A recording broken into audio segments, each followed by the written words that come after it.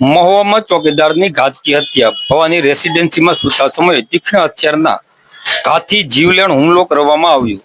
આજરોજ તારીખ 13 જુલાઈ 2026 સોમવારના સવારના 6 કલાકે વાત કરીએ તો જૂના બંદૂકની અદાવતમાં હત્યાની આશંકા.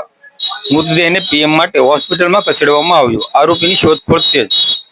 મહુવા શહેરમાંથી એક ચોંકાવનારી અને ગંભીર ઘટના સામે આવી છે. મહુવાના વીટીનગર રોડ પર આવેલી ભવાની રેસિડેન્સીમાં ફરજ બજાવતા ચોકીદારની મોડી રાત્રે ઘાતકી હત્યા કરવામાં આવી છે. મળતી માહિતી અનુસાર ચોકીદાર રાજેન્દ્ર કુમાર રાત્રે સૂતા હતા ત્યારે અજાણ્યા હુમલાખોરે તીક્ષ્ણ હથિયાર વડે તેમના પર જીવલેણ હુમલો કર્યો હતો. ગંભીર ઇજાઓના કારણે તેમનું ઘટના સ્થળે જ મોત થયું હતું. પોલીસ ઇન્સ્પેક્ટર HK સોલંકીના જણાવ્યા મુજબ પ્રાથમિક તપાસમાં મૃતક અને આરોપી વચ્ચે અગાઉ કોઈ બોલાચાલી અને ઝઘડો થયો હોવાનું સામે આવ્યું છે. તે બંદૂક રાખીને આરોપીએ આ હત્યા કરી હોવાની આશંકા વ્યક્ત કરવામાં આવી રહી છે. ઘટના બાદ મૃતદેહને પોસ્ટમોર્ટમ માટે મહુવાની જનરલ હોસ્પિટલ ખાતે ખસેડવામાં આવ્યો છે. પોલીસે ગુનો નોંધી વધુ તપાસ હાથ ધરી છે અને આરોપીને ઝડપી પાડવા માટે વિવિધ ટીમો દ્વારા ચક્રો ગતિમાન કરવામાં આવ્યા છે.